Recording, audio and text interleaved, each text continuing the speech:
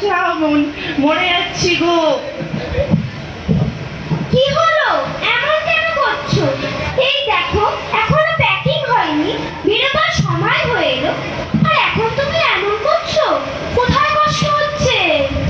না, এখন যেও না বাপের বাড়ি, খুব পেটে ব্যথা হচ্ছে। সে কি গো, কি আবার বাঁধালে বলো তো? কাল রাতে কি খেয়েছিলে? বাড়িতে তো খেলে না। নিশ্চয়ই নন্দী তোমায় উল্টো পাল্টা কিছু খাইয়েছে। কতবার বলি বাড়ির খাবার খাও, আমার একটা কথাও তুমি শোনো না। তখন আমাকেই ভুগতে হবে। কি করি এখন আমি? ও গিন্নি, কিছু একটা তো করো, খুব ব্যথা করছে। ও লক্ষ্মী, ও সরস্বতী, শিগগিরই আয়, তোদের বাবার তো প্রাণ যায়। কি হয়েছে মা? কি হয়েছে? বাবা এমন করছে কেন?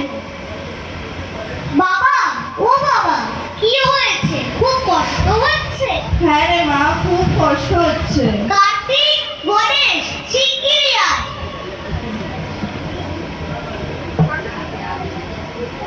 উফ, কি হলো, চেঁচাচ্ছ কেন? আরে দেখ না, বাবার খুব শরীর খারাপ। तबीयत कैसे ठीक रहेगा? ना जिम जाते ना कोई एक्सरसाइज करते हैं। कितने बार कहा है पापा, उम्र हो रहा है, सेहत पे ध्यान दो। না রে দাদা, বাবার মনে হয় খিদে পেয়েছে, তাই এমন করছে। আমারও যখন খিদে পায়, পেটের ভিতরে ছুটিগুলো একদম দৌড়াদৌড়ি করতে লাগে। বাবা, ও বাবা, একটা লাড্ডু খাবে? না রে বাবা, কিছু খাবো না, খুব কষ্ট হচ্ছে।